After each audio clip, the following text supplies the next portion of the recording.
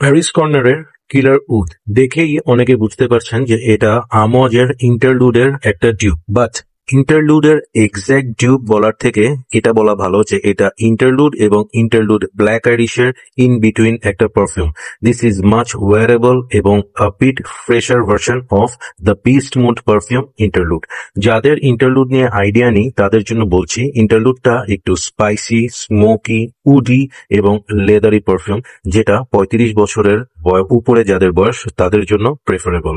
এটা extremely loud এবং projecting একটা পারফিউম।